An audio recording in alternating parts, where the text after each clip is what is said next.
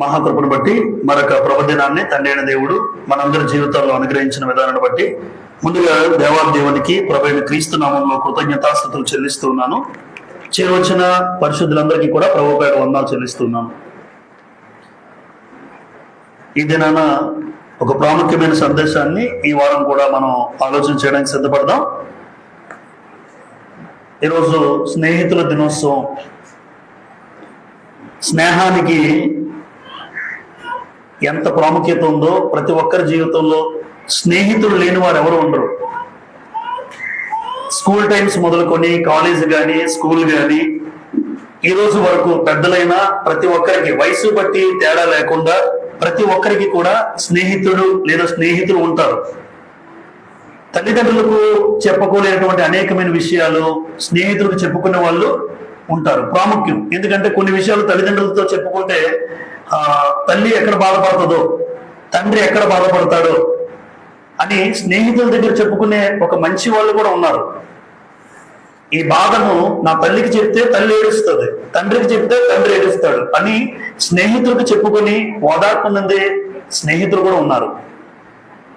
కాబట్టి ఈరోజు ప్రాముఖ్యంగా లోకములో లేదా గ్రంథంలో స్నేహాన్ని గురించి రాయబడిన మాటలు ఏంటి, స్నేహం అంటే ఏంటి, ఈరోజు స్నేహం ఎలా ఉంది, గ్రంథములో ఎవరైనా స్నేహాన్ని చూపించిన వాళ్ళు ఎవరైనా లేఖనాల్లో ఉన్నారా, అలాంటి వారి నుంచి ఏం పాఠం నేర్చుకోబోతున్నాం ఈ రోజున మనందరము అన్నది ప్రాముఖ్యం. ఆ రీతిగానే నిజమైన స్నేహితుడు ఎలా ఉంటాడో కూడా చెప్తాను చివరిగా. నిజమైన స్నేహితుడు ఎలా ఉంటాడు, స్నేహం చేయొద్దని ఎవరు కోరుకోరు, స్నేహితులు వద్దని ఎవరు అనరు. అయితే ఆ స్నేహం చేసే వ్యక్తి ఎలాంటి వాడో ఖచ్చితంగా తెలుసుకుని స్నేహం చేయాలి. ఇది పెద్దలుగా తల్లిదండ్రులుగా పిల్లలకు చెప్పే విషయం. ఈరోజు స్నేహం అంటే ఏంటి, వాస్తవానికి స్నేహం అంటే ఏంటి అంటే చాలా మంది స్నేహాలు ఎలా ఉంటాయంటే ధనం ఉందనుకోండి, ధనం ఉన్నంత వరకు కూడా వాళ్ళతో బాగా ఉంటారు. ధనం గాని అధికారం గాని ఆస్తులు గాని అంతస్తులు గాని హోదా గాని ఇటువంటి వారు ఎక్కువ శాతం నేను చూసిన స్నేహాలు ఉన్నాయి. ఒక్కసారి అధికారం పోతే వాళ్ళు ఎవరో కూడా తెలియదు మనకి. ధనం ఉన్నంత వరకు కూడా బెల్లం చుట్టూ ఏగలా చీమలా ఏదో ఒకటి. బెల్లం చుట్టూ ఎలా ఉంటారో అలా ఉంటారు. బెల్లం లేదనుకోండి ఏ ఈగలు లేవు, ఏ చీమలు లేవు. ధనం అధికారం ఆస్తులు అంతస్తులు హోదా కూడా ఉన్నప్పుడు నీ చుట్టూ 10 మంది తిరుగుతూ ఉంటారు. అవేమీ లేవనుకోండి, నీ వల్ల వాడికి పైసా ఉపయోగం లేకపోతే నువ్వు కూడా ఎందుకు వాడికి ఉపయోగపడవు. అలాంటి స్నేహాలు ఈ రోజున కారణం ఏంటి అంటే వాళ్ళు ధనాన్ని బట్టో అధికారాన్ని బట్టో అంతస్తులు బట్టో ఆస్తులు బట్టో హోదాను బట్టో స్నేహం చేస్తున్నారు అంతే. వాస్తవానికి స్నేహము అంటే 2 హృదయాలు కలవాలి. ఆ వ్యక్తి హృదయము నీ వ్యక్తి హృదయం, ఆ వ్యక్తి ఆలోచన విధానము నీ ఆలోచన విధానం, ఆ వ్యక్తి ఎటువంటి నిర్ణయాలు నీ నిర్ణయాలు, అంటే ఇద్దరికి కూడా హృదయాలు కలిస్తే అది స్నేహం. సమూయేలు మొదటి గ్రంథం 18వ అధ్యాయం. సమూయేలు మొదటి గ్రంథం 18వ అధ్యాయం. స్నేహానికి నిర్వచనం రాస్తుంది, అక్కడ చదువుదాం. సమూయేలు మొదటి గ్రంథం 18వ అధ్యాయం ప్రారంభ వచనం చదువుతాను. దావీదు సౌలుతో మాట్లాడేట చాలించినప్పుడు యోనాతాను హృదయము దావీదు హృదయముతో కలిసిపోయేను. ఏదో కూరలో ఉప్పు కలిసిపోయినట్టు చెప్పారు కదా. కూరలో ఉప్పు కలిసిపోతే కనబడుతుందమ్మా? కనబడదు. అంటే దావీదు హృదయము లేదా యోనాతాను హృదయం ఎవరి హృదయంతో కలిసిపోయింది? దావీదు హృదయంతో. అంటే హృదయాలు కలిసాయి. యోనాతాను దావీదు చదువుతో మధ్యలో మరలా వాళ్ళిద్దరి గురించి. అంటే దావీదు హృదయం యోనాతాను హృదయం కలిసిపోయాయి. దావీదు ఎటువంటి ఆలోచన కలిగి ఉన్నాడో, దావీదు హృదయం దేవుని విషయంలో ఎలా ఆలోచిస్తాడో యోనాతాను కూడా అలాగే ఆలోచిస్తాడు.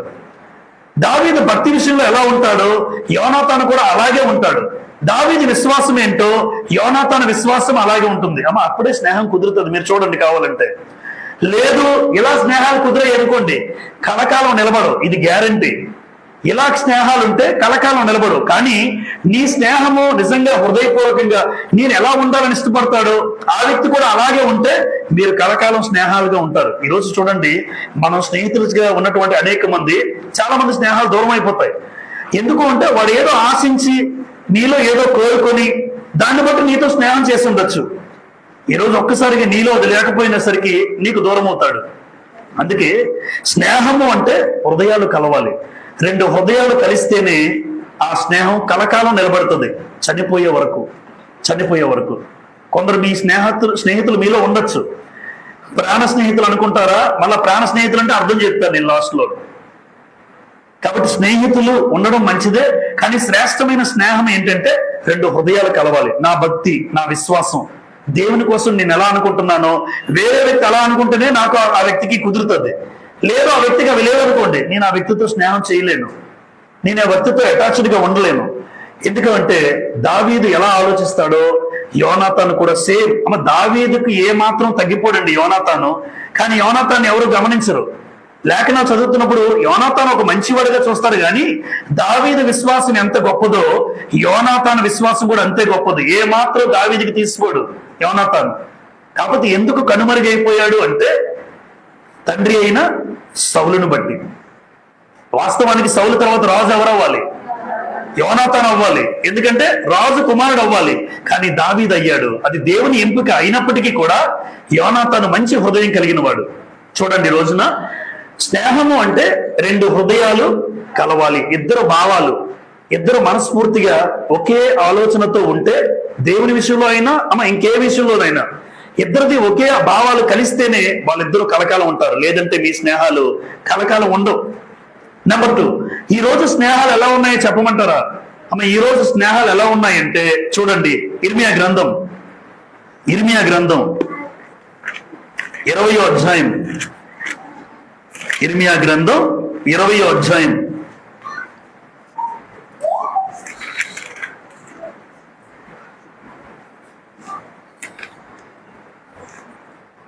10వ వచనం చదువుతాను నేను. నలుదిక్కులో భయము అని అనేకులు గుసగుసలాడిగా వింటిని, వారు దుర్మార్గుడని మీరు చాటించిన ఎడల మేమునో చాటించుమందురు. అతడు ఒకవేళ చిక్కుబడును, అప్పుడు మనం అతన్ని పట్టుకుని అతని మీద పగ తీర్చుకుందామని చెప్పుకొనుచు, నాకు స్నేహితులైన వారందరూ నేను పడిపోగా చూడవలనని కనిపెట్టుకుని ఉన్నారు. ఈ రోజు చూడమని చాలా మంది స్నేహితులు అది ఎప్పుడు పడిపోతాడా అని చూస్తుంటారు. మళ్ళా స్నేహం ఒకప్పుడు, స్నేహం చేసిన వాడు తోటి స్నేహితుడు నిలబడాలనుకుంటాడా పడిపోవాలనుకుంటాడా? కానీ ఈ రోజు లోకంలో స్నేహాలు ఎలా ఉంటాయంటే వాడు పడిపోతే చూడాలని ఆనందపడాలని స్నేహాలు ఉంటాయి. ఈ రోజున ఆ కుటుంబం పడిపోతే, ఆడు పడిపోతే నేను ఆనందపడాలి, అలాంటి వాళ్ళు కూడా లేకపోలేదండి. ఈ రోజు స్నేహాలు పడిపోతే చూడాలనుకొని ఆనందపడే స్నేహాలు ఈ రోజు.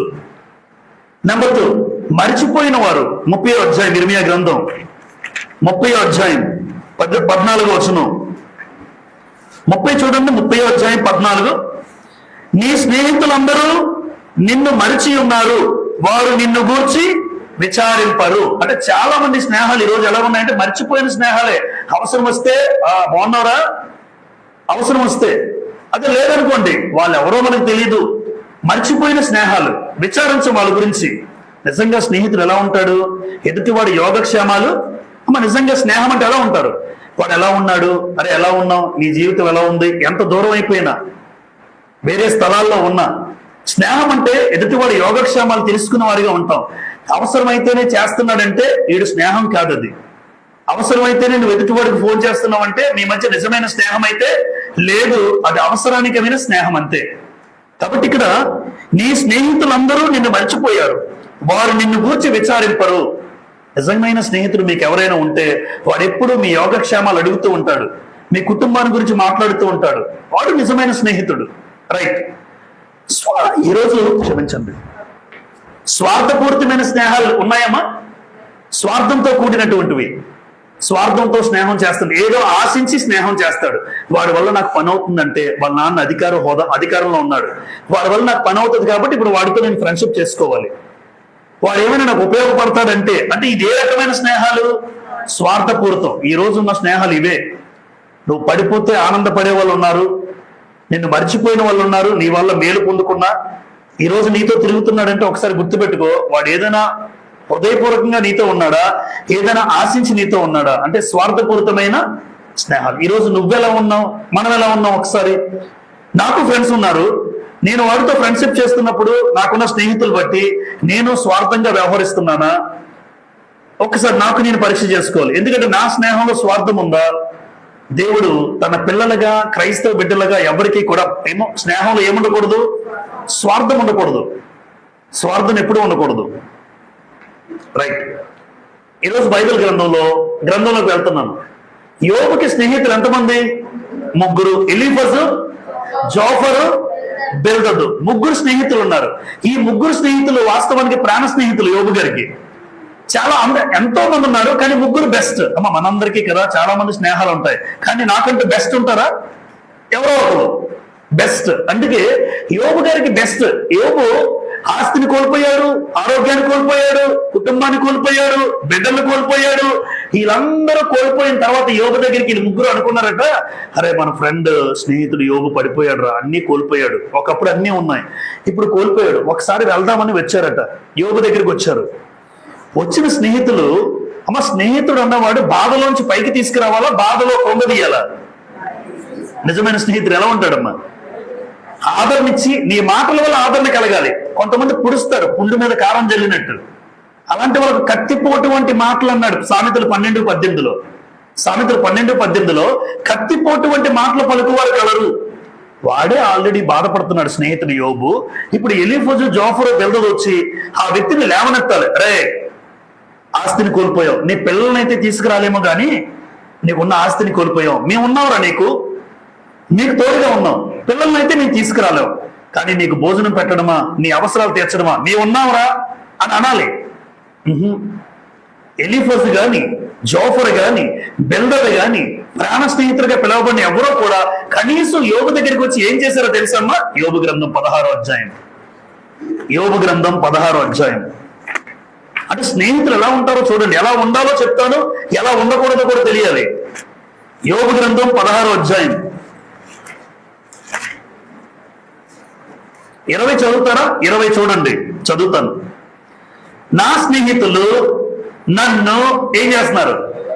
ఎగతాళి చేయుచున్నారు. స్నేహితుడు ఎవడని ఎగతాళి చేస్తే వాడు స్నేహితుడా?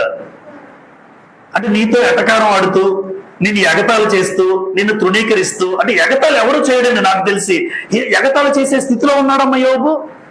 అన్ని కోల్పోయి ఆఖరికి ఇప్పుడు ఆస్తిని కోల్పోయినా బాధపడరు ఎవరు. ఆస్తి కోల్పోయాడు, ఆరోగ్యం పోయినా పర్లేదు, కానీ పిల్లలు చచ్చిపోయారే కళ్ళ ముందు. 10 మంది శవాలే రాలిపోయారు. ఇంటి ముందు 10 మంది శవాలు ఉన్నాయి. 10 మంది శవాలు ఉంటే ఆ ఇంటికి వచ్చినటువంటి ముగ్గురు ఎగతాళి చేస్తే ఏమైనా బాగుంటుందా? కానీ స్నేహం ఎగతాళి చేసేవాడు స్నేహితుడా అని అడుగుతున్నాను నేను ఈ రోజున. ఒకవేళ మీ జీవితంలో కూడా ఎవడైనా ఎగతాళిగా మాట్లాడితే వాడు స్నేహితుడు కాడు. నిన్ను ఆదరించేవాడు, మాటల చేత నిన్ను లేవనెత్తేవాడు, నిన్ను ధైర్యపరిచేవాడు, నీకు ప్రతి విషయంలో సహకరించేవాడు నీ స్నేహితుడు అయి ఉండాలి తప్ప ఎగతాళి చేసేవాడు స్నేహితుడు. కానీ గ్రంథంలో రాయబడింది వీళ్ళు ముగ్గురు కూడా యోబు గారికి బెస్ట్ ఫ్రెండ్స్.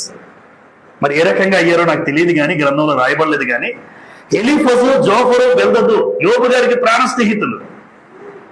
అంటే ఒకటి అర్థమైంది, ఆయన దృష్టిలో ప్రాణ స్నేహితులే, కానీ వీళ్ళు మాత్రం ఆయన అలా చూడలేదు. యోబు భక్తుడు గనుక నాకున్న స్నేహంలో ఈ ముగ్గురిని, వాస్తవానికి చివరిగా 42వ అధ్యాయంలో ఏం జరుగుతుందో తెలుసమ్మా? వీళ్ళు ముగ్గురు ప్రాణాపాయంలో ఉంటే యోబే ప్రార్థన చేస్తాడు. ఎలీఫజు, జోఫరు, బిల్దదు చనిపోవాలని దేవుడి నిర్ణయం, చంపాలనుకుంటాడు దేవుడు. యోబు ప్రార్థన చేస్తే యోబు ప్రార్థన ఆలకించి వాళ్ళ ముగ్గురిని విడిచిపెడతాడు దేవుడు. అది స్నేహితుడు. అరే మీరు నన్ను సూటిపోటి మాటలతో బాధ పెట్టినా నేను మీకోసం ప్రార్థన చేస్తాను, అది యోబు. అది నిజమైన క్రైస్తవుడు. మీరు నన్ను ఎంత బాధ పెట్టండి, దుఃఖ పెట్టండి, ఇబ్బంది పెట్టండి, మీ ప్రాణం కోసం నా ప్రాణం అడ్డేసి మీకోసం ప్రార్థన చేశాడు. నిజంగా చివరి అధ్యాయంలో ఎలీఫజు, జోఫరు, బిల్దదు యోబు ప్రార్థన చేయకపోతే వారు ఉండరు. ఇదే గుర్తుపెట్టుకుంటే యోబు ఒకవేళ అరే మీరు నన్ను ఎగతాళి చేశారు అప్పుడు అని యోబు అని ఉంటే మనం అంటాం అలాగా. మీరు నన్ను ఎగతాళి చేశారు, కానీ ఆయన ఎగతాళికి గురైనా కనీసం స్నేహితులు, అది నిజమైన స్నేహం అంటున్నాను గ్రంథంలో. మాటలతో ప్రాణాన్ని ఏం చేశారు వీళ్ళు? అబ్బా ఎంత విసిగించారు తెలుసా యోబు గారిని. నువ్వేదో పాపం చేస్తావు యోబు, అందుకే నీ పిల్లలు చనిపోయారు అని కళ్ళ ముందంటే ఎలా ఉంటుంది? నువ్వేదో పాపం చేస్తావు, అందుకే నడినెత్తి మొదలుకొని అరికాల వరకు నీ కురుపులు వచ్చాయి, ఇగో గీక్కుంటున్నావు చెల్లపింకుతో, చీమ కారుతుంది, వాసన వస్తుంది చీమ నుంచి. నువ్వేదో భయంకరమైన పాపం చేస్తుండాలి మాకు తెలిసి. ఆ పక్కన ముగ్గురు కూర్చొని మాట్లాడుతున్నా చూడండి. ముగ్గురు యోబు దగ్గర కూర్చొని 7 రోజులు కూర్చున్నారు. నువ్వేదో పాపం చేసావు, నీ పిల్లలు తీసుకున్నాడు దేవుడు, నీ ఆరోగ్యం పోయింది, నీ ఆస్తి పోయింది, నువ్వేదో తప్పు చేసావు, గ్యారెంటీ. ఆలోచించు, సూటిపోటి మాటలతో గుచ్చుతున్నారు తప్ప ఎక్కడ కూడా మాటలతో విసిగించారు ఆయన్ని. 3, అసహించుకున్నాడు. యోబు గ్రంథం 19వ అధ్యాయంకి వెళ్దాం ఒకసారి. 19వ అధ్యాయం 14వ వచనం చదువుదాం. నా బంధువులు నా యొద్దకు రాకై ఉన్నారు. ఎవరు రావడం మానేశారు? బంధువులు రావడం మానేశారు. నా ప్రాణ స్నేహితులు, అమ్మ అన్నాడా లేదా యోబు? నా ప్రాణ స్నేహితులు నన్ను మర్చిపోయారు.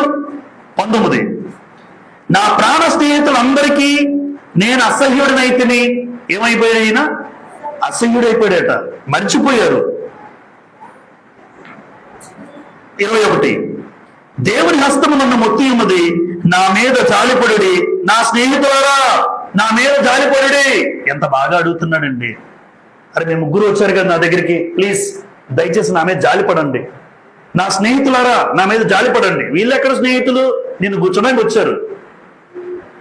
నువ్వు స్నేహితులుగా అనుకుంటున్నావు యోబు గారు, ఆయన అనుకుంటున్నాడు నా ప్రాణ స్నేహితులు వీళ్ళందరూ. ఇగో ఆయనకైతే ఉంది, కానీ వాళ్ళ ముగ్గురికి లేదు. ఈరోజు స్నేహాలు ఎలాగే ఉన్నాయి.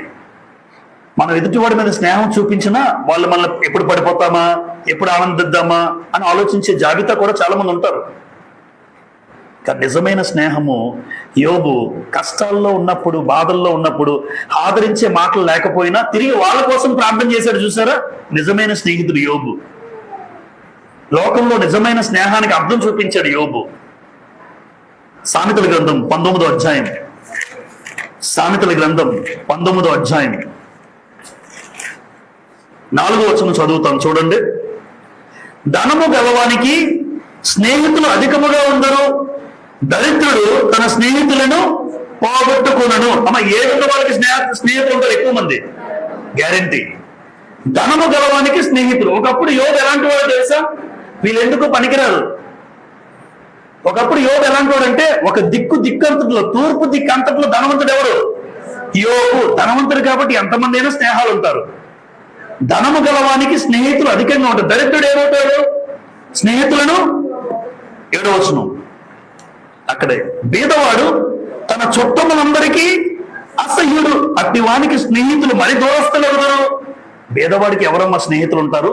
ఈ రోజు మన కుటుంబాల్లో అయినా ఎవరైనా బీదవాడికి స్నేహంగా ఉన్నామా? ఎవరైనా వాడు ఏమీ లేనివాడు, ఎంతో అవసరతలో ఉన్నాం, అలాంటి వాడికి స్నేహం ఉండదు.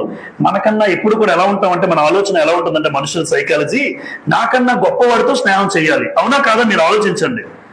నాకన్నా గొప్పవాడితో స్నేహం చేయాలి. ఎస్ఐ కొడుకు వాడు అవసరం ఉంటుంది, సిఐ కొడుకు వాడు అవసరం ఉంటుంది, వాడితో స్నేహం చేయాలి. నాకన్నా చిన్నవాడితో స్నేహం చేసి, అంటే చిన్నపాటి ఉద్యోగులతో లేదా ఉద్యోగం లేని వాళ్ళతో స్నేహం చేయడు. ఈరోజు సైకాలజీ చేయడు, ఎందుకంటే వాడి వల్ల ఏం రాదు, ఉపయోగం లేదు.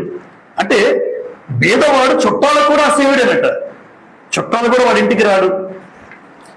వాటి వానికి స్నేహితులు మరింత దూరం అవుతారట, స్నేహాలే ఉండవు. అది యోబు గారి జీవితంలో జరిగిన సంఘటనలు. బి చదువుతాం. సెకండ్, గ్రంథంలో రాయబడిన స్నేహితులు. దానియేలు యొక్క స్నేహితులు. ఆయనకు ఎంతమంది ఉన్నారు? దానియేలు కూడా 3 స్నేహితులు ఉన్నారు. హనన్య, మిషాయేలు, అజర్యా. వీళ్ళ పేర్లే మార్చారు. దానియేలు బబులోను దేశానికి వెళ్ళాక నెబుకద్నెజరు పేర్లు మార్చేశాడు. షద్రక్, మేషాక్, అబేద్నెగో. కానీ ఒరిజినల్ నేమ్స్ ఇవే హీబ్రూ పేర్లు. కానీ బబులోను దేశానికి వచ్చిన తర్వాత వీళ్ళ పేర్లు మార్చేశాడు. హనన్యాకేమో ఎలా పెట్టాడు? షద్రకు, మేషాకు, అబేద్నెగో అని పేర్లు పెట్టాడు. అంటే దానియేలుకు ఎంతమంది స్నేహితులు ఉన్నారు? కానీ ఎలాంటి వాళ్ళు చూడండి. నిజమైన స్నేహం దానియేలు ఎలా చేశాడో చూడండి ఒకసారి. దానియేలు గ్రంథం 2వ అధ్యాయం, దానియేలు గ్రంథం 2వ అధ్యాయం. ఒక స్నేహితుడు ఎలా ఉంటాడో దానియేలు చూపించాడండి, ఒక అర్థాన్ని చూపించాడు. యోబు ఎలాగైతే ఉన్నాడో దానియేలు కూడా చూడండి. 2వ అధ్యాయం, దానియేలు గ్రంథం 2వ అధ్యాయం 17-18 చదువుతాను. అప్పుడు దానియేలు తన ఇంటికి పోయి తన స్నేహితులైన హనన్యాకును, మిషాయేలుకును, అజర్యాకును సంగతి తెలియజేసి 18, తానును తన స్నేహితులను బబులోనులో తక్కిన జ్ఞానులతో కూడా నశింపకుండినట్లు ఆ కళ యొక్క మర్మ విషయములో పరలోకమందున్న దేవుని వలన కటాక్షము పొంది నిమిత్తమై ఆయనను వేడుకొనడని వారిని ఏం చేశాడమ్మా? హెచ్చరించాడు. బతిమాల గురించి చెప్పలే. అంటే దానియేలు భక్తి జీవితంలో ఒక ఉన్నతమైన స్థితిలో ఉన్నవాడే. భక్తిలో ఉన్నతమైన స్థితిలో ఉన్నవాడు. ఇప్పుడు స్నేహితులు ఏం చెప్తున్నాడు, ముగ్గురికి హెచ్చరించాడు. అమ్మ ఎప్పుడు కూడా స్నేహం ఎలా ఉండాలంటే హెచ్చరించాలి. వాడు పాడైపోతుంటే భలే పాడైపోతున్నాడు అనుకోకూడదు. అరే ఒకసారి నువ్వు ఎలా ఉన్నావు చూసుకో. నీ పిల్లల విషయంలో, పెళ్ళి అయిపోతే నీ పిల్లల విషయంలో నీ కుటుంబం ఎలా ఉంది, నువ్వు అలా జులాయిగా తిరుగుతూ ఉంటే, ఒక బాధ్యత లేనివాడిగా తిరుగుతూ ఉంటే, ఇలా చెప్పేవాడు స్నేహితుడండి. వాడు పాడైపోతే నేను బాగున్నానా లేదా, వాడు పాడైపోయినా పర్వాలేదు అనుకునే జాబితా కాదు దానియేలు. ఈ హనన్య, మిషాయేలు, అజర్య దగ్గరికి వచ్చి దానియేలు నెబుకద్నెజరుకి కళ వచ్చింది. ఇప్పుడు ఆ కలభావం చెప్పాలి. కలభావం మనకి ఎవరికి తెలియట్లే. కాబట్టి మనం అందరం ఏం చేయాలి అంటే ప్రార్థన చేద్దాం. ప్రార్థన ఖచ్చితంగా మీరు చేయాలి అని హెచ్చరించాడు ముగ్గురిని. నిజమైన స్నేహితుడు హెచ్చరిస్తాడు. ఎందుకంటే వాళ్ళు పాడైపోకుండా, వాళ్ళ ప్రాణాలు పోకుండా. ఈరోజు స్నేహానికి అర్థం ఏంటంటే వాడి ఇబ్బందుల్లో లేదంటే వాడు చేసే ప్రతి పని సపోర్ట్ చేసే వాళ్ళు ఉన్నారా ఈరోజు? అరే నువ్వు వేరే చేయరా, అది చేసింది మంచో కాదో కాదు, మంచి అయితే చెయ్యు, కానీ చెడైతే హెచ్చరించిన స్నేహితులు ఎంతమంది ఉంటారు ఈరోజు? తక్కువ మంది. ఎందుకంటే నువ్వు హెచ్చరిస్తే ఆడు ఎక్కడ దూరం అయిపోతాడో, ఆడు ఎక్కడ మాట్లాడడం మానేస్తాడో. మాట్లాడడం మానేసినా పర్వాలేదు, వాడు బాగుండాలి, వాళ్ళ కుటుంబం బాగుండాలి. మీరు ఎప్పుడైనా ఎవరినైనా హెచ్చరించండి. అంటే హెచ్చరించడం అనే ఉద్దేశం ఏంటంటే ప్రేమపూర్వకంగా మాట్లాడడం. అది నువ్వు చేస్తుంది మంచిది కాదురా, నువ్వు ఇలా చేయడం బాగోలేదు, దీనివల్ల పర్యవసానం ఫలితం ఇలా ఉంటుంది అని వాడికి చిన్న సలహా ఇవ్వండి. అలా చెప్పడం నిజమైన స్నేహితుడు చేసే పని. నువ్వేం చేసినా సపోర్ట్ చేస్తే అది స్నేహం అయితే కాదు. ఇప్పుడు దానియేలు స్నేహితులు ముగ్గురిని కూడా హెచ్చరించాడు, ప్రార్థనలో ఉండండి మీరు, నేను ఉంటాను, మీరు ప్రార్థనలో ఉండండి, లేకపోతే మీ ప్రాణాలకే ప్రమాదం అని మొట్టమొదటి హెచ్చరిక. ఖచ్చితంగా ఉంటామన్నారు ముగ్గురున. ఎందుకంటే దానియేలు ఉన్న భక్తిని బట్టి వీళ్ళు ముగ్గురు ఆలకించారు, ఉంటారు, ప్రార్థన చేశారు.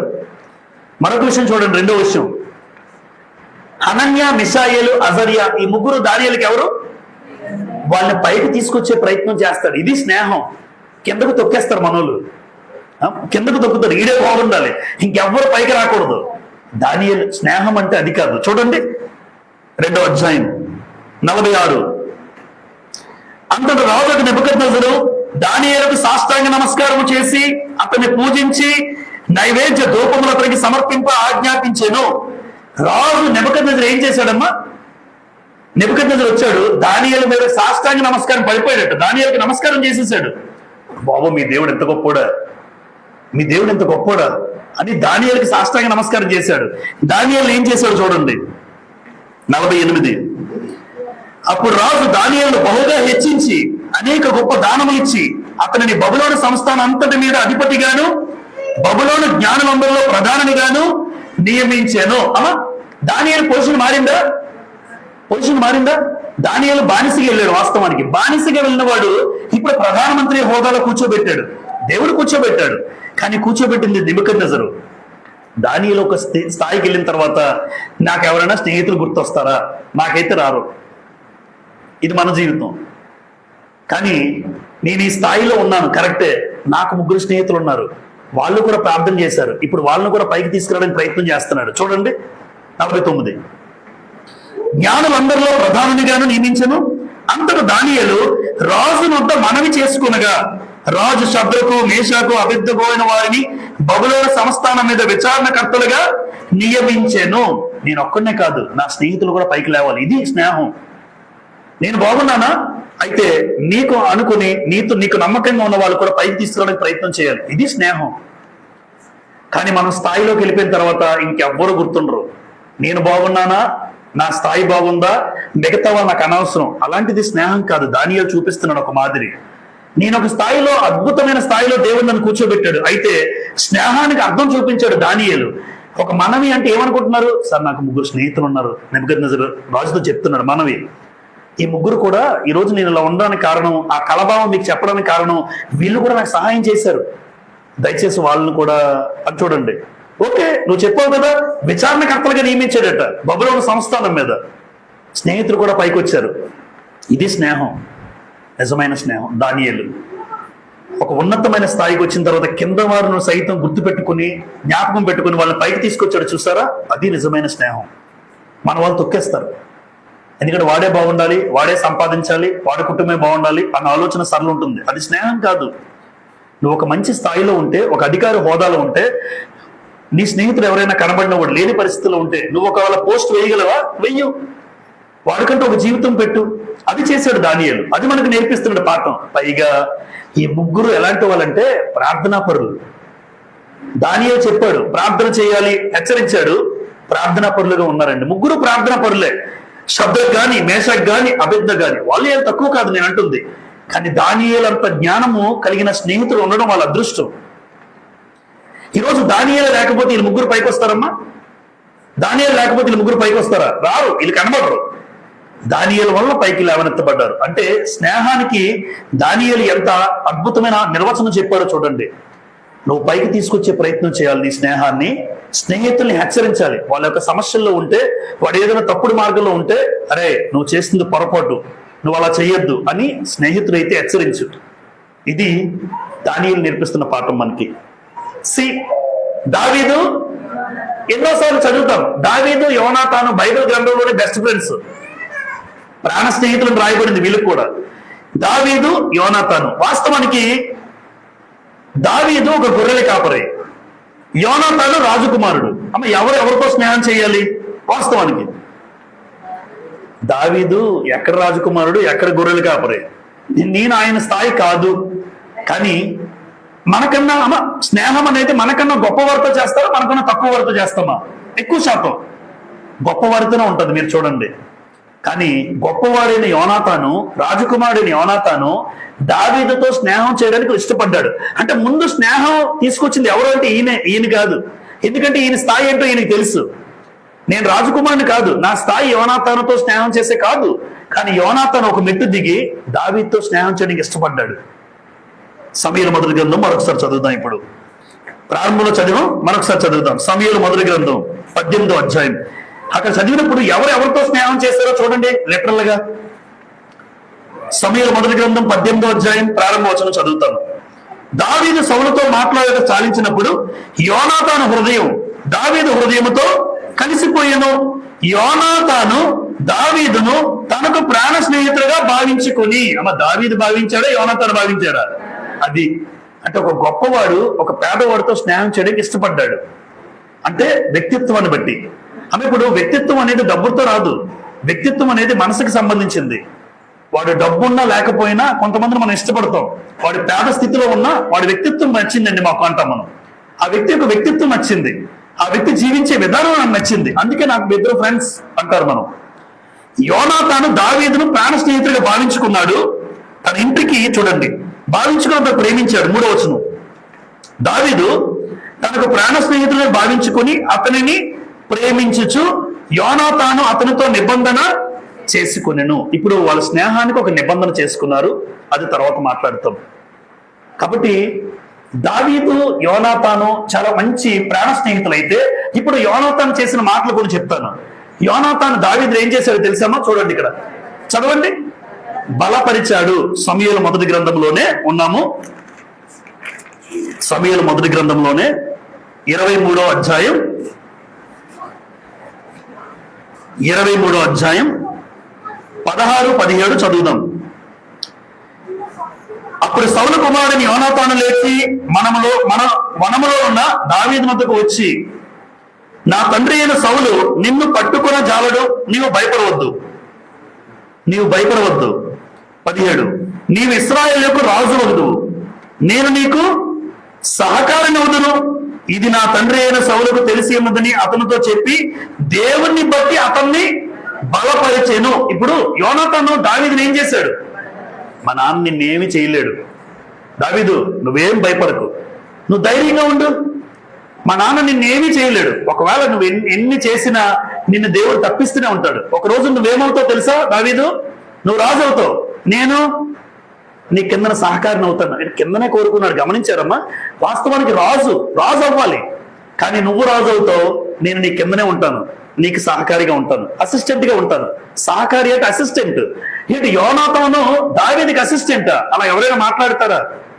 ఒక రాజకుమారుడిగా మనమైతే మాట్లాడు, నేను రాజు కొడుకుని నువ్వే నాకు వందన ఉండాలి అనాలి, నా కింద నువ్వే ఉండాలి. దావీదు అనలేదు. నువ్వేమో రాజు అవుతావు, నీ కింద సహకారిగా ఉంటాను, మా నాన్న నిన్నేమీ చేయలేడు, నువ్వు భయపడొద్దు, నువ్వు ధైర్యంగా ఉండు అని దేవుణ్ణి బట్టి బలపరిచాడు, ధైర్యపరిచాడు. ఇది స్నేహం. ఒక వ్యక్తిని బలపరిచి ధైర్యపరిచి నీకేమీ కాదు, అన్ని విషయాల్లో దేవుడు సహాయం చేస్తాడు, దేవుడు లేవనెత్తుతాడు అని ఎదుటివాడికి ప్రోత్సహించి ముందుకు నడిపిస్తున్నాడు. స్నేహితుడిగా ముందుకు నడిపిస్తున్నాడు. నువ్వు అయిపోయావు దావీదు, నీ పని అయిపోయింది, ఇంకా మా నాన్న నేను చంపేస్తాడు, నీకు ఇంకా తిరిగిలేదు అలా అనలేదండి. బలపరిచి ధైర్యపరిచే మాటలు చెప్తున్నాడు. చూసారా? అంటే స్నేహం అనేది యోబు దగ్గర ఒకలా ఉంది, దానియేలు విషయంలో ఒకలా కనబడుతుంది. యోబు అదే స్నేహం చూపించిన విధానం. ఇక్కడ దావీదు యోనాతాను వచ్చి స్నేహం చూడండి, బలపరుస్తూ ధైర్యపరుస్తూ చెప్తున్నాడు. వాస్తవానికి యోనాతానికి ఏమి లేదు చెప్పండి. స్వార్థం ఉన్నోడైతే నేను రాజు అవుతాను, నువ్వు నా కింద ఉంటావు అని చెప్తాడు. నేను రాజు అవుతాను, నువ్వు నా కింద ఉంటావు, నువ్వు నాకు సహకారం అవుతావు. కానీ స్వార్థం లేదండి. ఒక గొర్రెల కాపరి తీసుకెళ్లి సింహాసనం మీద కూర్చొని నువ్వు రాజు అవుతావు గ్యారంటీ అని ఒక నమ్మకంగా హృదయంతో చెప్తున్నాడంటే యోనాతాన్లో ఎటువంటి స్వార్థం లేదు. ఎప్పుడు స్నేహానికి మధ్య ఏముండకూడదు? స్వార్థం ఉండకూడదు. స్నేహం ఉన్నప్పుడు ఆ వ్యక్తిని నేనేం చేయాలంటే ధైర్యపరచాలి. నువ్వు చేయగలవు, అరే నువ్వు సాధించగలవురా, నువ్వు పనికిమాలినోడురా, నువ్వు చేయలేడురా, అలా అంటే ఏముంది చెప్పండి? నువ్వు ఎప్పటికీ సాధించలేవు నీ జీవితంలో.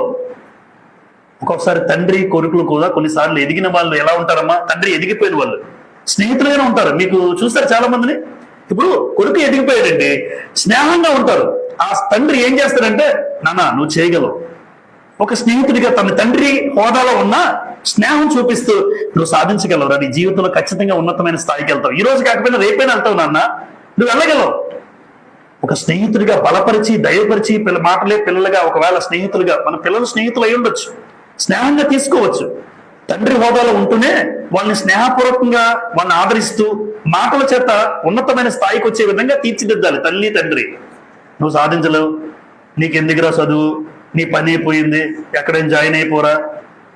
ఆడి సగం నా మీద మా నాన్నకే నమ్మకం లేదు, ఇంకా ఎదుటివాడు ఏం నమ్ముతాడు నన్ను, ఇంట్లోనే నాకు నమ్మకం లేదు, ఇంట్లోనే నాకు విలువ లేదు, బయటోడు ఎవడిస్తాడు విలువ, ఎందుకంటే మన ఇంట్లోనే దిగదార్చేసేవాడిని.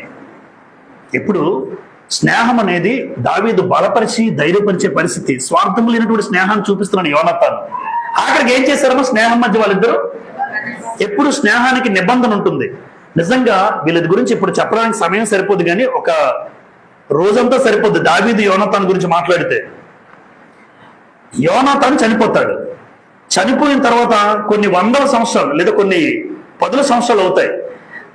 యోనాతానుకు ఒక కొడుకుంటాడు, కుంటోడు, అతని పేరు మెఫీబోషెత్. యోనాతాను చనిపోయాడు.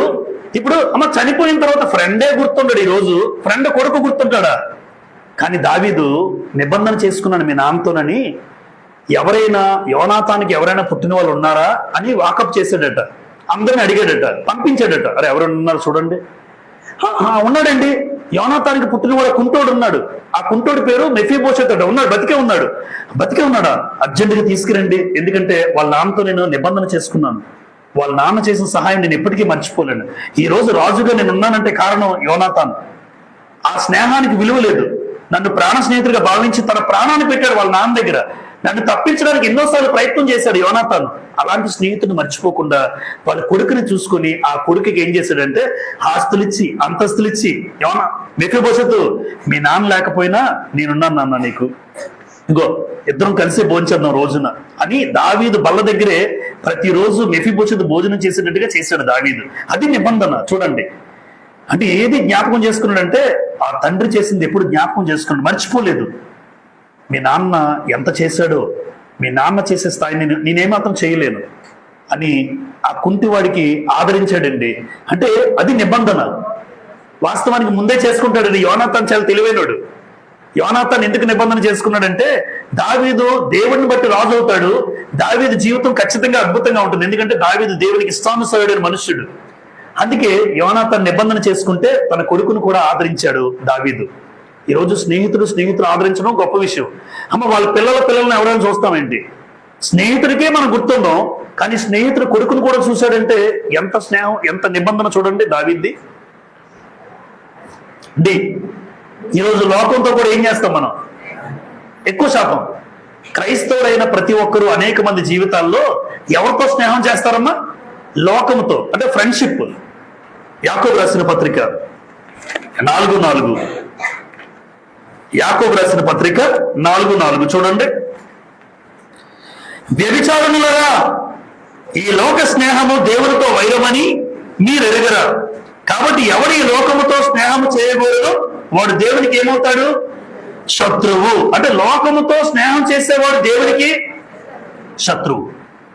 లోకముతో స్నేహం, దేవునితో స్నేహం, దేవుని యొక్క పరిశుద్ధులతో స్నేహం మంచిది, కానీ లోకముతో స్నేహం ఎక్కువ శాతం మన స్నేహితులు ఎవర్రా అంటే అన్యులే, దేవుని నమ్ముకొని పెట్టలే, వాళ్ళతోనే తిరుగుతూ ఉంటారు, వాళ్ళతోనే రాసుకుని పోసుకొని తిరుగుతూ ఉంటారు. ఎక్కువ శాతం గమనించండి, పరిశుద్ధులు కనుక పరిశుద్ధులతో ఉండకపోతే సమస్యలు వస్తాయి. అన్యులు వస్తారు, వాడు ఏదో పెడతారు, చేస్తారు, నా పిల్లలు చూస్తారు, రేపు పొద్దున అదే చేయాలంటే నీడున. ఎక్కువ శాతం వాళ్ళతో ఎప్పుడైతే రిలేషన్ మెయింటైన్ చేశానో, చిన్నప్పుడు ఉన్నటువంటి పిల్లలు ఆ కుటుంబాలు కూడా దేవుళ్ళు ఎదిగిన వాళ్ళు కాదు, దేవుని ఎరిగిన వారు కాదు, అన్ని లేని కుటుంబాలు వచ్చారు. అవి చేద్దాం, ఈ చేద్దాం, సినిమా వేయండి, వేస్తారు, రేపు పొద్దున నేను అడుగుతాడు. ఎక్కువ శాతం వాళ్ళతో ఉంటే వాళ్ళు చూసేదే. నా పిల్లల మీద ఎందుకు ప్రభావం పడదు? ఖచ్చితంగా పడుతుంది. ఇంకొక విషయం చెప్పమంటారా? లోకము సహవాసం చేసేవాడంటే ముందు దేవుడు ఎలా చూస్తాడు తెలుసా? వ్యక్తిని వ్యభిచారి అంటాడు. వ్యభిచారి అన్నం పెద్ద మాట లోకంలో. వ్యభిచారం చేస్తే వ్యభిచారి, కానీ వ్యభిచారం చేయకర్లే, నువ్వు లోకంతో ఉంటే చాలు, దేవుడిని నేనేమని పిలుస్తాడు?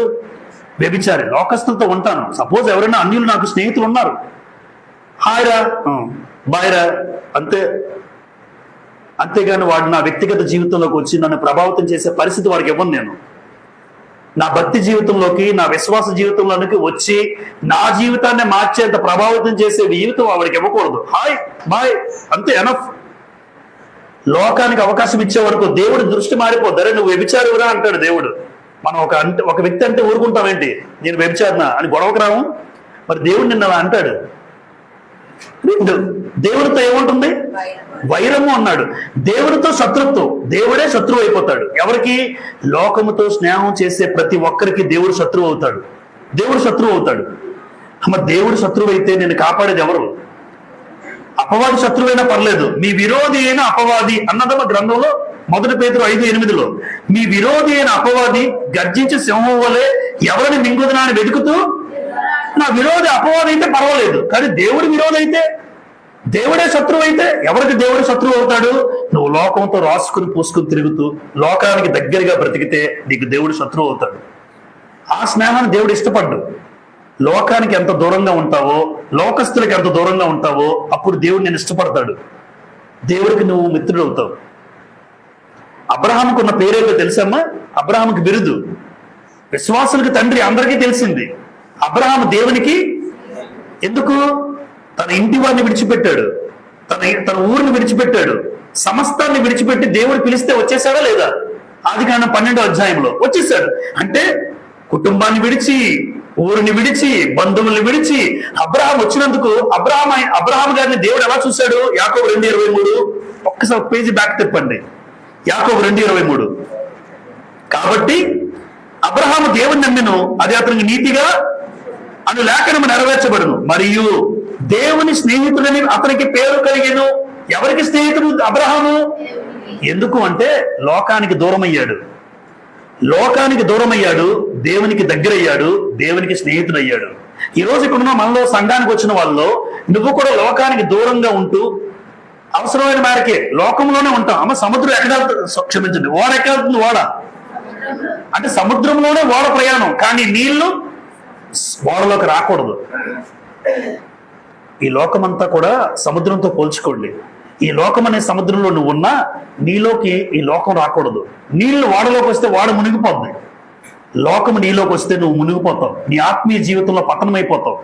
అందుకోసం ఎప్పుడు లోకాన్ని మన జీవితంలో రాకుండా జాగ్రత్త పడాలి. అందుకే అబ్రహాము దేవునికి స్నేహితుడు అయ్యాడంటే సమస్తాన్ని విడిచిపెట్టాడండి. అలాగని అందరూ బాంధవ్యాలు విడిచిపెట్టమన్న ఉద్దేశం కాదు. ఎప్పుడు కూడా బంధువులు ఉంటారు, అందరికీ ఉంటారు, బంధువులు ఉంటారు అని చెప్పి ఆ బంధువులు నా ఆత్మీయ జీవితం మీద ప్రభావితం అదే ఎప్పుడు చెప్తాను నేను. నా భక్తి జీవితంలోకి వాళ్ళు ప్రవేశించకూడదు. ఆరాధన మానేరా, ఆదివారం నిన్న మాట్లాడుకుంటున్నాను బయటికి వెళ్ళినప్పుడు, ఒక ఆయన రేపు చర్చికి వెళ్ళాలన్నారు. అక్కడ నేను వింటున్నాను, వాళ్ళు క్రైస్తవులే. ఒకరోజు మానేస్తే ఏమవుతుంది? మానేమంటున్నాడు వాళ్ళు. క్యాటరింగ్ వచ్చిందని వాళ్ళిద్దరు, నేను క్యాటరింగ్ కుర్రోళ్ళు ఉన్నారు నేను అక్కడికి వెళ్ళినప్పుడు లంచ్ లో. ఆడేమో రేపు చర్చికి వెళ్ళాలరా అంటున్నాడు. ఒకరోజు వెళ్ళకపోతే ఏంట్రా, మానేద్దాం చర్చ్, ఇక్కడ రా నీకు 1500 ఇస్తాను. 1500 ఇస్తాడు అంటే వాళ్ళ మాటలు చూడండి. సరేరా అయితే మానేస్తాను చర్చ్ అన్నాడు వీడు. 1500 రూపాయలకి పడ్డాడు అన్నమాట వీడు, అపవాది. లోకము స్నేహం ఉండొచ్చు. ఇప్పుడు క్యాటరింగ్ వెళ్తాను, నేను వెళ్ళాను, వడ్డిస్తున్నాను, ఆదివారం క్యాటరింగ్ ఉంటే రానురా నేను అంటే నువ్వు చెప్పినా నేను రాను. అది లోకం నీలోకి రాకుండా ఉండడం. వాళ్ళతోనే ఉంటాను, వాళ్ళతోనే చేస్తాను అన్ని పనులు, కానీ దేవుని విషయంలో తప్ప ఇంకేది చెప్పినా చేస్తాను.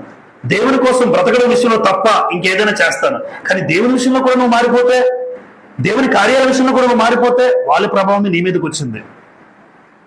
అలా ఈ యెహోషాపాతు అహజ్యా, యెహోషాపాతు అహజ్యా ఇద్దరు కూడా ఒక ఆయన యోధా రాజు, ఒక ఆయన ఇశ్రాయేల్ రాజు. చూడండి, ఈ ఇద్దరు కూడా యెహోషాపాతు చాలా భక్తిపరుడండి, అహజ్యా దుర్మార్గుడు. ఈరోజు పిల్లలు ఎలా ఉన్నారంటే స్నేహం ఎవరితో చేస్తారు చెప్పండి? ఎక్కువ శాతం పనికిమాలినలతో తిరుగుతారు. ఎక్కువ శాతం ఎవరో లేరు అని నేను, ఎక్కువ శాతం వాడు మంచోడు కాదురంటే ఆడితోనే తిరుగుతాను నేను, వీడు మంచోడు కాదురంటే వీడితోనే తిరగాలి, ఎందుకంటే అవన్నీ నేర్చుకోవాలి నువ్వు. యెహోషాపాతు భక్తిపరుడైనా అహజ్యా దుర్మార్గుడు అని తెలిసినా కూడా ఫ్రెండ్షిప్ చేశాడండి. ఏమైందో తెలుసమ్మా? చదువుదాం. 2వ దినవృత్తాంతాల గ్రంథం, 2వ దినవృత్తాంతముల గ్రంథం. అంటే ఒక భక్తిపరుడు తిరగాలి తప్ప దుర్మార్గుడు అని తెలిసినా కూడా తిరిగితే నువ్వు అలాంటి తాగుబోతాడు రా, నువ్వు తాగు. ఆయన తాగుబోతాడు, వాడు బాగా తాగుతుంటాడు, ఎక్కడ పడతాడు రోడ్డు మీద పడిపోతుంటాడు అని తెలిసినా కూడా నువ్వు వాడితో తిరిగితే నువ్వేమవుతావు? 2వ దినవృత్తాంతాల గ్రంథం 20వ అధ్యాయం 35వ వచనం చూడండి. 2వ దినవృత్తాంతాలు 20:35. ఇది అయిన తర్వాత యోధారాజుని యెహోషాపాతు మిక్కిలి దుర్మార్గంగా ప్రవర్తించిన ఇశ్రాయేలు రాజైన అహజ్యాతో స్నేహము చేసెను. దుర్మార్గుడితో స్నేహం చేసావా యెహోషాపాతు? దుర్మార్గుడితో స్నేహం చేసావు. దేవుడే రాయించాడండి వాడు దుర్మార్గుడు, కానీ ఆయనతో తిరిగాడు. ఈరోజు సాంగత్యం చూడండి, ఎక్కువ శాతం దుర్మార్గులతో పనికిమాలిన వారితో తిరిగితే 2 కండిషన్లు జరుగుతాయి. గుర్తుపెట్టుకోండి, అందరూ బోర్డు మీద చూడండి. ఇప్పుడు నేనే స్నేహం చేస్తున్నాను, నేను స్నేహం చేసే అవతల వ్యక్తి వాడు మంచోడు కాదు, వాడు దుర్మార్గుడు, పనికిమాలిన వాడు, ఎన్నో పనికిమాలిన పనులు చేస్తున్నాడు అనుకోండి. ఎవరో ఒక వ్యక్తి వాడు పనికిమాలిన పనులు చేస్తున్నాను తెలిసినా కూడా నేను వాడితో తిరుగుతున్నాను అనుకోండి, నా జీవితంలో 2 పనులు చేస్తాడు దేవుడు. నెంబర్ 1 చదవాలి, నీ పనులను యెహోవా అంటే నువ్వేదైతే జరగాలని నీ జీవితంలో అనుకుంటావో అది జరగదు. ఉద్యోగం రావాలి, పనికిమాలినతో తిరిగితే నీకెందుకు వస్తుంది ఉద్యోగం? దేవుడు కూడా ఇవ్వడు. అలా అనమాట, మీకు అర్థం అవడం చెప్పాను సింపుల్ గా. ఆడు పనికిమాలిన వాళ్ళు పనులు చేస్తున్నాడు, చెడు పనులు చేస్తున్నాడు. అలాంటి వాడితో తిరిగితే నువ్వేం కోరుకుంటున్నావు మనసులో? నాకు ఉద్యోగం వస్తే బాగున్నావు, కష్టపడ అనుకుంటున్నావు. నువ్వు పనికిమాలతో తిరగడం వల్ల నీకు ఉద్యోగం దేవుడు ఇవ్వడు. చూడండి అక్కడే 37వ వచనం. అప్పుడు మారేషవాడును దోదావాహ కుమారుడు ఎలియెజరు, నీవు అహజ్యాతో స్నేహం చేసుకుంటేవి గనుక, ఆమె ఎవరితో చేశాడు? ఆ దుర్మార్గుడితో. అహజ్యాతో స్నేహం చేసుకుంటేవి గనుక యెహోవా నీ పనులను భంగము చేయనని. దేవుడు ఏం చేశాడు? నీ పని అంటే నీ జీవితంలో ఏ కార్యం జరగకుండా పోతుంది. దేవుడు నా జీవితంలో కార్యాలు జరగకుండా చేయడానికి నేను పనికిమాలిన వాళ్ళతో తిరగడమా? 100కి 100 పాళ్ళు. నువ్వెవరితో తిరుగుతున్నావు చూసుకోండి, నువ్వెవరితో సహవాసం చేస్తున్నావు చూడండి. ఒకవేళ వాడు మంచివాడు కాకపోతే, పనికిమాలినోడైతే, పనికిమాలిన పనులు చేస్తున్నట్టు అయితే జాగ్రత్త. నీ జీవితంలో నువ్వేదైతే ఆశిస్తున్నావో ఆ స్థాయికి నువ్వు రాలేవు, అది నువ్వు పొందుకోలేవు. ఎందుకంటే నీ పనులను దేవుడే భంగం చేస్తాడు. అందుకే యెహోషాపాతు జీవితం కోల్పోయాడండి లాస్ట్ లో. 2 దేవుని సన్నిధి నుండి ఏమొస్తుంది? కోపం వస్తుంది. ఒక పేజీ బ్యాక్ తిప్పి 19వ అధ్యాయంకి వెళ్ళండి. 2వ దినవృత్తాంతాలు 19వ అధ్యాయం 2వ వచనం. దీర్ఘదర్శి హనానీ కుమారుడు యెహూ అతను ఎదుర్కొని పోయి రాజైన యెహోషాపాతుకి ఇలాగ ప్రకటన చేశాను. యెహోషాపాతుకి ఏం చెప్తున్నాడు చూడండి. నీవు భక్తిహీనులకు సహాయము చేసి యెహోవా శత్రువులకు స్నేహితుడు అయితివి కదా. ఎవరికి సహాయం చేశాడు? యెహోవా శత్రువులకు యెహోషాపాతు ఏమయ్యాడట? స్నేహితుడు. దేవునికి శత్రువు అయితే నువ్వెందుకు స్నేహం చేయడం? దేవునికి శత్రువు అయితే నువ్వెందుకు స్నేహం చేస్తావు? దేవుని సన్నిధిని ఏమొస్తుంది ఆ తర్వాత రాసి ఉంటుంది అక్కడ చూడండి.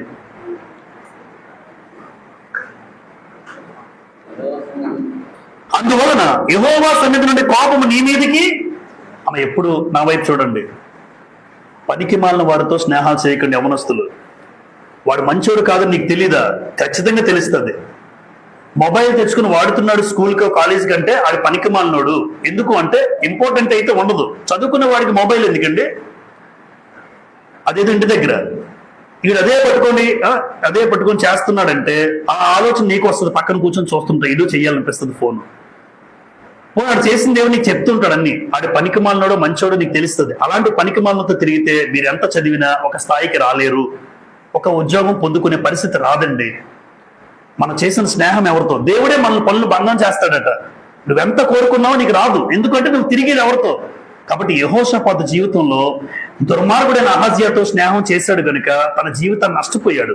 నెక్స్ట్ అమ్నోను, యెహోనాదాబు. చూడండి వీళ్ళు ఫ్రెండ్సే. అమ్నోను, యెహోనాదాబు. అమ్నోను ఎవరో కాదు, దావీదు యొక్క పెద్ద కొడుకు. దావీదు పెద్ద కొడుకు పేరేంటి? అమ్నోను. ఈ దావీదు పెద్ద కొడుకుకి ఒక ఫ్రెండ్ ఉన్నాడు. వాడి పేరు 2 సమూయేలు గ్రంథం ఒకే వచనం చదివేద్దాం. ఇక్కడ ఒకే వచనం 2 సమూయేలు 13వ అధ్యాయం. 2 సమూయేలు 13వ అధ్యాయం 3వ వచనం చూడండి. 2 సమూయేలు 13:3. అమ్నోనునకు మిత్రుడు ఒకడుండెను. మా మిత్రుడు అంటే అతడు దావీదు సహోదరుడైన షిమ్యా కుమారుడు. అతని పేరు యెహోనాదాబు. ఈ యెహోనాదాబు బహు కపటము గలవాడు. ఎలాంటోడమ్మా? కపటం కలిగిన వాడు. అంటే బయటకు పడ్డు. ఇప్పుడు రాజకుమార్తో ఫ్రెండ్షిప్ పెట్టుకున్నాడు యెహోనాదాబు. ఈడుతూ ఉంటే అన్ని తినచ్చు, అన్ని స్థలాలకు వెళ్ళొచ్చు, బాగా ఎంజాయ్ చేయొచ్చు. అందుకే ఈడు అమ్నోను, అందుకే ఈవిడి దృష్టిలో కపటం కలిగిన వాడు. బయటకు చెప్పడు. సూపర్, నువ్వు భలే చేస్తావు అమ్నోను, మీ నాన్న భలే కొడుతున్నావే, మీ నాన్న భలే ఎదిరిస్తున్నావు, మీ అమ్మా నాన్న నువ్వంటే భయం అంట.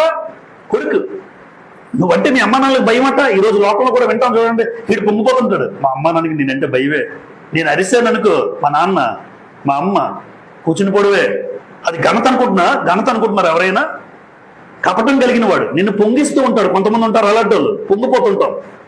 పనికి మాలిన పని చేస్తున్నావు నువ్వు, వాళ్ళు ఎదిరించడమే పనికి మాలిన పని. దానికేమో కపటం కలిగిన వాడు. ఏం చెప్పాడు తెలుసా మా సలహా? చెల్లిని పాడు చేయమని చెప్పాడు వీడు. అమ్నోను మా చెల్లి అంటే బాగా ఇష్టం అంటాడు వచ్చి. అమ్నోడు చెప్తాడు, సొంత చెల్లి కాదు పిన్ని కూతురు అనుకోండి. పిన్ని కూతురు చెల్లే కదా, నా చెల్లి మీద మాకు మనసు ఉందరా అని యెహోనాదాబుతో వచ్చి షేర్ చేసుకుంటాడు. ఫ్రెండ్ కదా, అన్ని పాడు ఫలాలు చెప్తుంటాడు వీడు వచ్చి. అరే కోరుకుంది కదా, ఇగో ఇలా చెయ్యు, నీకు బాగోలేదని పడుకో, అమ్మ చెల్లిని వంటకు పంపించమని చెప్పు, మీ నాన్నని దావీదుకి చెప్పు, నువ్వేమో మనసు మీద పడుకో రోగం వచ్చినట్టు అని చచ్చు సలహా ఇస్తాడు యెహోనాదాబు. ఏమన్నాలమ్మా? సిగ్గుండాలరా నీకు, చెల్లితో నువ్వేంట్రా పాడుకొని, చెల్లి మీద నీకేంట్రా మనసు రావడం? ఒక స్నేహితుడు, నిజమైన స్నేహితుడు ఏం చెప్పాలమ్మా? అసలు నీకు ఆలోచన రావడమే తప్పురా అని యెహోనాదాబు అనాలి. వెరీ గుడ్ రా, దాన్ని ఎంకరేజ్ చేసి నీకు మనసు ఉంది కదా, ఇగో ఈ ప్లాన్ చెప్తాడండి. చూడండి, అలాంటి స్నేహితులు ఉన్నారమ్మా? ఉన్నారు. పనికి మాలిన ఆలోచనలు చెప్పేవారు.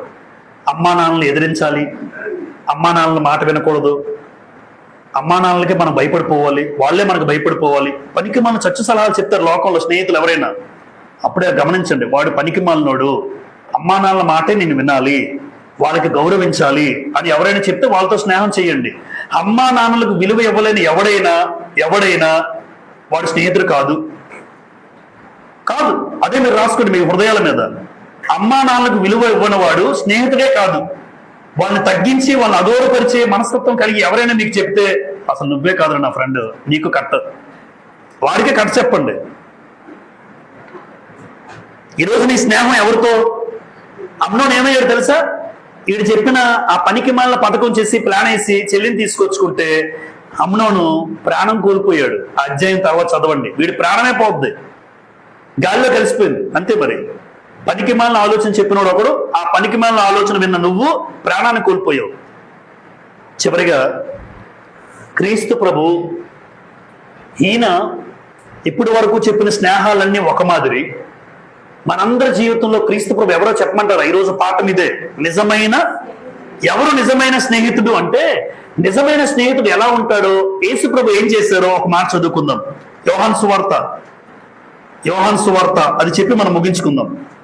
నిజమైన స్నేహితుడు అంటే వీళ్ళందరూ నిజం కాదా అంటే స్నేహం ఉంది, కానీ నిజమైన స్నేహితుడు ఎలా ఉంటారో తెలియాలి. యోహాను సువార్త 15వ అధ్యాయం, యోహాను సువార్త 15వ అధ్యాయం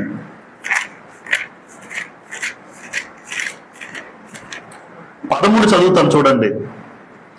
తన స్నేహితుల కొరకు తన ప్రాణము పెట్టువాని కంటే ఎక్కువైన ప్రేమ గలవాడు ఎవడను లేడు. అమ్మ, ప్రాణం పెట్టే స్నేహితులు ఎవరైనా ఉన్నారా? అరే నీ ప్రాణం ఎవరా అంటే భలే బాగా చెప్పవరా, చస్తే నువ్వు చస్తే నువ్వు చావు, నా ప్రాణం ఇవ్వమంటావు బాబు అంటారు ఎవరైనా. కాదురా, నా ప్రాణ స్నేహితుడు అన్నావు, మాట వలసకి ఏదో చెప్పావు, ప్రాణం ఇచ్చేస్తామేంటి? కావాలంటే ఏదైనా డబ్బులు అడుగు ఇస్తాను, వస్తువు అడిగి ఇస్తాను, లేదా ఏదైనా సహాయం చేయమని చేస్తాను, అంతేగాని ప్రాణం ఇచ్చేస్తానా? ఆలోచించండి. ఇప్పటి వరకు జరిగిన స్నేహాల్లో యోబు స్నేహితులైనా, దానియేలు స్నేహితులైనా, దావీదైనా, ఇక్కడ ఈ స్నేహాల్లో మనం ఏం చూస్తామంటే అన్ని విషయాల్లో మంచి స్నేహితులే కాదన్నాం. ఎందుకంటే దానియేలు అభివృద్ధి చెందాడు, స్నేహితులను కూడా పైకి తీసుకొచ్చాడు. స్నేహితులు తప్పుడు మార్గంలో ఉంటే హెచ్చరించాడు, ఇలా ఉండాలి, మంచి పని చేశాడు. దానియేలు సూపర్. స్నేహితులు ఆపదలో ప్రాణం మీదకి వస్తే యోబు ప్రార్థన చేశాడు, స్నేహితులు కాపాడుకున్నాడు. వెరీ గుడ్, యోబు గారు కూడా మంచి స్నేహితుడే. దావీదు యోనాతాను కొడుకు, యోనాతాను చనిపోయినా కొడుకుని ఆదరించాడు. దావీదు కూడా బెస్ట్ ఫ్రెండే కాదన్ను. కానీ వీళ్ళందరికీ ఉన్న వ్యత్యాసం, యేసు ప్రభుకు ఉన్న వ్యత్యాసం ఏంటంటే ఆయన నీ కోసం నా కోసం ఏం పెట్టాడు? వీళ్ళెవరు అలా కాదు, ఈయన ప్రాణం పెట్టాడు. అంటే ప్రాణం పెట్టిన వాడి కన్నా గొప్ప స్నేహితుడు ఎవరికి ఉండడండి. ప్రాణం పెట్టిన వాడే నిజమైన స్నేహితుడు. యోహాను పత్రిక 1వ అధ్యాయం, యోహాను రాసిన మొదటి పత్రిక 3వ అధ్యాయం, యోహాను రాసిన మొదటి పత్రిక 3వ అధ్యాయం 16 చదువుదాం. 16 చూడండి. ఆయన మన నిమిత్తము తన ప్రాణము పెట్టెను. మన నిమిత్తము ప్రాణం పెట్టాడు. కాబట్టి ప్రాణం పెట్టిన వాడే నా దృష్టిలో గొప్పవాడు. సహాయం చేసేవాడు గొప్పవాడేనా? కాదన్ను. నీకు మేలు చేశాడు కదా, మంచి ఫ్రెండే. కానీ ప్రాణం పెట్టినంత ఫ్రెండ్ యేసు ప్రభు మాత్రమే. యేసు ప్రభువే క్రైస్తవుడికి నిజమైన చెప్పాలి స్నేహితుడు. వీళ్ళందరూ ఫ్రెండ్సే. వీళ్ళందరూ ఏమి నేర్పించారు చెప్పండి? వీళ్ళందరూ భూమి మీద నేను ఎలా ఉండాలో నేర్పించారు. ఇప్పుడు యోబు ఏం చేశాడు? నేను బాధ పెట్టినా, ఇబ్బంది పెట్టినా నువ్వు వాళ్ళ కోసం ప్రార్థన చేయి. యోబు నేర్పించిన పాఠం. దానియేలు నేర్పించారు, నువ్వు ఒక స్టేజ్కి వచ్చాక నీ కింద ఎవరైనా స్నేహితులు ఉంటే వాళ్ళని కూడా పైకి తీసుకురా. ఓకే, దానియేలు నేర్పించింది మంచిదే. దావీదు ఏం నేర్పించారు? నన్ను బలపరిచిన స్నేహితుడు, నన్ను ధైర్యపరిచిన స్నేహితుడు, నేను ఇలా ఉండడానికి కారణం యోనాతాను, ఆ కొడుకుని ఆదరిస్తాను. మంచిదే, మనం కూడా చేయొచ్చు. అంటే వీళ్ళ నుంచి ఒక్కొక్క పాఠం. కానీ నిజమైన స్నేహితుడు ఎవరు అంటే నీ కోసం నా కోసం ప్రాణం పెట్టిన వాడు ఎవరు ఉండరు. ఈరోజు కల్వరి సిలువలో భయంకరమైన శిలువ మరణం పొందిన యేసు ప్రభువును చూసినప్పుడు నా కోసం ఆఖరి రక్త బొట్టు వరకు కూడా చిందించాడు. ప్రాణం పెట్టిన యేసు ప్రభు నిజంగా నా దృష్టిలో, మనందరి దృష్టిలో నిజమైన స్నేహితుడు ఆయనే. రోమీలకు రాసిన పత్రిక చివరిగా 2 మాటలు. రోమీలకు రాసిన పత్రిక 5వ అధ్యాయం, రోమా 5వ అధ్యాయం 6 నుండి చదువుతాను చూడండి. ఏలైనగా మనం ఇంకా బలహీనులమై ఉండగా క్రీస్తు యుక్త కాలమున భక్తిహీనుల కొరకు చనిపోయేను, నీతిమంతుని కొరకు సహితం ఒకరు చనిపోవటం అరుదు. మంచివారి కొరకు ఎవరైనా ఒకవేళ తగ్గింపవచ్చును. అయితే దేవుడు మన ఎడల తన ప్రేమను వెల్లడిపరచుచున్నాడు. ఎట్లనగా మనమింకను పాపులమై ఉండగానే క్రీస్తు మన కొరకు చనిపోయారు. మనందరం పాపులుగా ఉండగానే చనిపోయాడు. పాపంలో ఉండగానే చనిపోయాడు. అమ్మ, మంచి వాళ్ళ కోసం ఎవరైనా చనిపోతే అర్థం ఉంది. పాపిని, చెడ్డవాడిని, భక్తిహీనుణ్ణి, ఎందుకు పనికిరాని నా కోసం చనిపోయాడంటే ఆ స్నేహితుడి కోసం ఆలోచించాలి. ఆ నిజమైన స్నేహితుడి కోసం ఆలోచించాలి. ఆయన ఏం కోరుకున్నాడంటే ఏమీ లేదు. యోహాను సువార్త యేసుప్రభు ఏం కోరుకున్నారో చూడండి. ప్రాణం పెట్టిన యేసుప్రభు కోసం అమ్మ మనం ఏమైనా చేయాలో వద్దా? ఎవరు మాట్లాడలేదు. చేయాలా? యోహాను సువార్త 15వ అధ్యాయం 14వ వచనం, 15-14. నేను మీకు ఆజ్ఞాపించు వాటిని చేసిన ఎడల మీరు నా స్నేహితులై ఉందురు. అమ్మ, నేను మీకు ఆజ్ఞాపించే వాటిని చేసిన ఎడల ఏమవుతారు? అంటే నేను స్నేహం యేసు ప్రభు ఫ్రెండ్ అవ్వాలంటే, స్నేహితుడు అవ్వాలంటే నేను మీకు ఏదైతే ఆజ్ఞాపించినో అది మీరు చెయ్యండి అన్నాడు. ఇప్పుడు ప్రాణం పెట్టిన వ్యక్తికి చేస్తామా చేయొద్దా? చేస్తామా చేయొద్దా? ఏంటి 10,000 రూపాయలు సహాయం చేసిన వాడికి ఆ వ్యక్తి ఏం చెప్తే చేస్తాను నేను. ఒక 20,000 సహాయం చేసిన వాడికి సహాయం చేశాడు కాబట్టి గుర్తుపెట్టుకుని నాకు ఈ పని చేసి పెడతావు అంటే, ఎందుకు చేయను బ్రదర్, ఆ రోజు మీరు చేసిన సహాయం కన్నానా, చేస్తాను మీకోసం అంటాం. డబ్బులు డబ్బులు. ప్రాణం పెట్టిన వాడు ఏం కోరుతున్నాడు? నేను మీకు ఏదైతే చెప్పానో గ్రంథంలో దయచేసి మీరు అలా చేయండి. అప్పుడే యేసు ప్రభువుకు నిజమైన స్నేహితుడిగా మనం ఉండగలం. ఆయన నిజమైన స్నేహితుడు, అందులో డౌట్ లేదు. ఎందుకు ఆయన నిజమైన స్నేహితుడు? మనం ప్రాణం పెడతామేంటి? మనం ప్రాణం పెట్టలేము. అయితే నువ్వు చెప్పినట్టు బ్రతుకుతాను, నువ్వు చెప్పినట్లు చేస్తాను. అదే మనం దేవుని పట్ల, యేసు ప్రభు పట్ల నిజమైన స్నేహాన్ని, నమ్మకమైన స్నేహం. సామెతల గ్రంథం చివరి మాట చదువుకుందాం, ప్రార్థన చేసుకుందాం. సామెతల గ్రంథం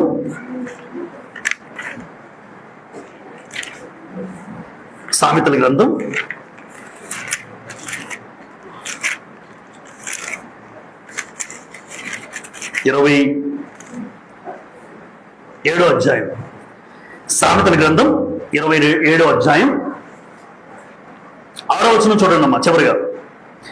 మేలును కోరి స్నేహితుడు గాయమును చేయును, పగవాడు లెక్కలేని ముద్దులు పెడతాడట. అదే పగవాడు ఏం చేస్తాడు? లెక్కలేని ముద్దులు పెడతాడు. కానీ మేలును కోరేవాడు ఏం చేస్తాడు? అందుకే హెచ్చరించాడండి స్నేహితులు దానియేలు. హెచ్చరించిన వాడు మంచివాడు. ఇప్పుడు తండ్రి ఒక పిల్లల్ని తిడుతూ ఉన్నాడు, అరే అచ్చేయద్దు, ఇచ్చేయద్దు, అక్కడికి వెళ్ళొద్దు, ఇక్కడికి వెళ్ళొద్దు. తండ్రి మంచోడు అనమాట. ఏది చేసినా వదిలేశారనికి గాలికి ఆ తండ్రి మంచోడు కాదు. వాడి క్షేమం కోరుకుని వాడు ఏం చేస్తాడు? వాడు ఎక్కడ పాడైపోతాడో, ఎక్కడ చెడిపోతాడో, అటు వెళ్తే ఎక్కడ పాడవుతాడో, ఇక్కడ వెళ్తే ఎక్కడ పడిపోతాడో అని తండ్రి మేలును కోరేవాడు కట్టడి వేస్తుంటాడు, ఆపుతుంటాడు. అంటే మేలును కోరేవాడు గాయములు. ఇప్పుడు యేసు ప్రభువు, వాక్యమైన ప్రభువు మేలు చేసే స్నేహితుడు నిజంగా. ఎందుకు అంటే వాక్యం ద్వారా మనందరికీ ఒక్కోసారి ఎప్పుడు గుచ్చుకుంటుంటాయి. ఒక సహోదరు అంటుంది, బ్రదర్ మీరు మాట్లాడిన మాటలు నాకు గుచ్చుకున్నాయండి. చాలా సందర్భాల్లో చెప్పారు నాకు. ఇక్కడ ఈ రోజు మీరు మాట్లాడిన సందర్భం నాకు గుచ్చుకుంది. అయితే నేను కాదమ్మా, గుచ్చింది ఒక ఆయన ఉన్నాడు. ఆయన ఎందుకు గుచ్చాడంటే నీ మేలు కోరుకుని గుచ్చాడు ఆ మాటల ద్వారా. నువ్వు మారుతావని. మేలును కోరేవాడు వాక్య రూపంలో ఉన్న ప్రభువు నిన్ను గుచ్చుతూ ఉంటాడు. ఎందుకంటే నువ్వు మారాలి, గాయం చేసినా నువ్వు మారాలి అని కోరుకున్నవాడే నిజమైన ఫ్రెండ్. వాడేమైతే నాకెందుకు అని పగవాడు లెక్కలేని ముద్దులు పెడతాడంట. అంటే ఏది చేసినా ఎంకరేజ్ చేస్తారు కొంతమంది. వెరీ గుడ్, చేయరా. ఏది చేసినా ఎంకరేజ్ చేస్తారా? ఎంకరేజ్ చేసేవాళ్ళు ఉన్నారు. వాడు పాడైపోవడానికి చూసేవాళ్ళు. నువ్వు పాడైపోతే ఒక రోజు నవ్వుకుంటారు. కానీ మేలు కోరేవాడు, ఒకవేళ నన్ను ఎవరేమనుకున్నా గద్దించినట్టే ఉంటాయి మాటలు. ఉండాలి కూడా, ఎదుటివాడు గుచ్చుకోవాలి కూడా. అంతే. ఒకవేళ వాళ్ళు బాధపడినా, నన్ను ఏమైనా అనుకున్నా, ఒక రోజు నన్ను బాగుపడాలి, వాళ్ళు బాగుండాలి, ఆత్మీయంగా ఎదగాలి. అంతే. ఎందుకంటే మేలును కోరి యేసు ప్రభువు చెప్పిన మాటలు ఇవన్నీ కూడా. ఎందుకు? ఆ వాక్యమే శరీరధారిగా కృపాసత్య సంపూర్ణుడిగా మన మధ్య వాక్యమే మాట్లాడుతూ ఉంటుంది. 17 సామెతలు 17 నిజమైన స్నేహితుడు, ముగింపు మాట, నిజమైన స్నేహితుడు విడువక ఏం చేస్తాడు? ప్రేమిస్తాడు. నిజమైన స్నేహితుడు విడిచిపెట్టలే. ఇప్పుడు యేసు ప్రభువు మనల్ని విడిచిపెట్టలేదు అని ఎలా చెప్పగలరు మీరు? ప్రతిరోజు ఏదో ఒక మాటగా నన్ను గద్దిస్తున్నాడు ఆయన. అరే నువ్వు మారరా, నీ బ్రతుకు బాగోలేదు అని నన్ను గద్దిస్తున్నాడు. నీ చూపు బాగోలేదు, గద్దిస్తున్నాడు. నీ మాట తీరు బాగోలేదు, గద్దిస్తున్నాడు. నిజమైన స్నేహితుడు ఎలా ఉంటాడంటే ఎప్పుడు విడిచిపెట్టకుండా నిన్నేం చేస్తాడు? విడువక ప్రేమిస్తాడు. నిజంగా ఆయన మాటలు మనకు అందిస్తున్నారంటే అర్థం ఏంటి అంటే యేసు ప్రభు నన్ను ప్రేమించాడు, అందుకే ప్రతిరోజు నన్ను గద్దిస్తూ ఉంటాడు, మాట్లాడుతూ ఉంటాడు ఆయన వాక్యం ద్వారా. అంతకన్నా నిజమైన స్నేహితుడు ఎవరుంటారు లోకంలో? వీళ్ళందరూ మంచి స్నేహితులే కాదన్ను, కానీ వీళ్ళందరినీ మించిన స్నేహితుడు ఎవరు? యేసు ప్రభు. ఎందుకు అంటే ప్రాణం పెట్టాడు నా కోసం, నీ కోసం, మనందరి కోసం. లోకంలో మానవాళిగా పుట్టిన ప్రతి మానవాళి కోసం ప్రాణం పెట్టాడు ఆయన. ఆ ప్రేమలో, ఆయన ప్రాణం పెట్టిన దానిలో ప్రేమ ఉంది. కాబట్టి ప్రతి క్రైస్తవుడి జీవితంలో నిజమైన స్నేహితుడు యేసు ప్రభువు మాత్రమే. అయితే చివరిగా ఒక మాట రాశాను చూడండి, నీవు క్రీస్తు ప్రభువుకు నమ్మకమైన స్నేహితుడివేనా? అలా నేను ప్రశ్నించుకుంటాను. నేను క్రీస్తు ప్రభువుకు నమ్మకమైన స్నేహితుడేనా? ఆయన చెప్పినట్లు నేను బ్రతికితే చాలు, నేను ప్రాణం పెట్టక్కర్లేదు. ఆయన ప్రాణం పెట్టాడు, నేను ప్రాణం పెట్టమని కోరుకోలే. అయితే నేను చెప్పినట్టు బ్రతుకు చాలు అన్నాడు. ఆయన చెప్పినట్టు నువ్వు బ్రతికితే యు ఆర్ ట్రూ ఫ్రెండ్, నిజంగా ట్రూ ఫ్రెండ్ ఉంటాం మనం, నిజమైన స్నేహితుడు. లేదు అంటావా, ఏదో బతుకుతున్నాం అంతే. ఈరోజు స్నేహితుల దినోత్సవం, ఫ్రెండ్షిప్ డే, బ్యాండ్లు కట్టారు, చాలా మంది కేకులు కట్ చేస్తుంటారు. కానీ యేసు ప్రభు నిజమైన స్నేహితుడైతే ఆయనకి నీ స్నేహానికి నేనేమి ఇవ్వగలను అంటే, అయ్యా నువ్వు చెప్పినట్లు బ్రతుకుతాను. అదే ఆ యేసు ప్రభుని నిజమైన ఫ్రెండ్గా, నేను ఆయనకు ఫ్రెండ్గా ఉండే గొప్ప అవకాశం. ఓపికతో మీ అందరికీ ప్రభుపేట వందనాలు చెల్లిస్తున్నాను.